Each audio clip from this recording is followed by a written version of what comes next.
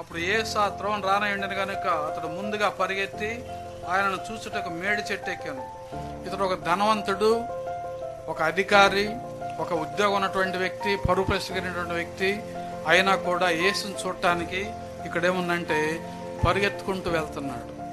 ఎవరు ఏమన్నా అనుకోని, ఎవరు ఏమన్నా నా గురించి అనుకోని యేసు యొద్దకు ఎంత ఆశతో వస్తున్నాడంటే ఎంతో పరిగెత్తుకుంటూ వస్తున్నాడు. మనం ఎలా వస్తున్నాం కూటానికి, మనం ఎలా చదువుతున్నాం బైబిల్, మనం యేసు దగ్గరికి ఎలా వస్తున్నాం? అటువంటి ఆసక్తితో వస్తున్నామా? లేకపోతే మొక్కుబడిగా రావాలి కాబట్టి, ఏదో ప్రార్థన చేయాలి కాబట్టి, ఏదో బైబిల్ చదవాలి కాబట్టి చదువుతున్నామా?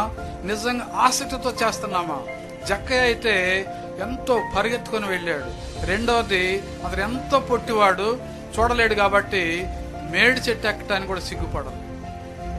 ఒక ధనవంతుడు అయ్యండి మేడి చెట్టు ఎక్కాడు అందరు చూస్తుండగా. ఇది ఒక్క మనిషిని చూడటానికి మేడి చెట్టు ఎక్కాలా? నిజానికి ఈరోజు చాలా మంది హీరోస్ని, క్రికెటర్స్ని గొప్ప గొప్ప చూడాలనుకుంటున్నారు, కానీ జక్కయ్యకు అటువంటి కొరకు ఒక్కటి కూడా లేదు. సినిమా యాక్టర్లను చూడాలని, ఇంకొకరిని చూడాలనుకోలేదు జక్కయ్య, కానీ యేసుని చూడాలనుకున్నాడు. యేసు ప్రభు ఎప్పుడైతే జక్కయ్య ఉన్న కరెక్ట్ ఆ స్థలానికి వచ్చాడు, వెంటనే నిలిచిపోయాడు. యేసును చూచే వాళ్ళను చూసినప్పుడు వెంటనే నిలిచిపోతాడు యేసు. అక్కడ ఆగుతాడు, అక్కడ ముందుకు వెళ్ళలేడు యేసు ప్రభు.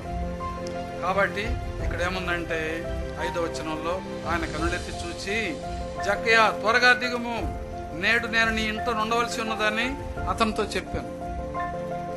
బైబిల్లో ఒక విషయం నా జీవితంలో నేను నేర్చుకున్నది ఏంటంటే, దేవుడు ఎప్పుడూ కూడా అడిగే వాటన్నిటికంటే, ఊహించే వాటన్నిటికంటే అత్యధికంగా ఇస్తాడు దేవుడు, మనం విశ్వసిస్తే.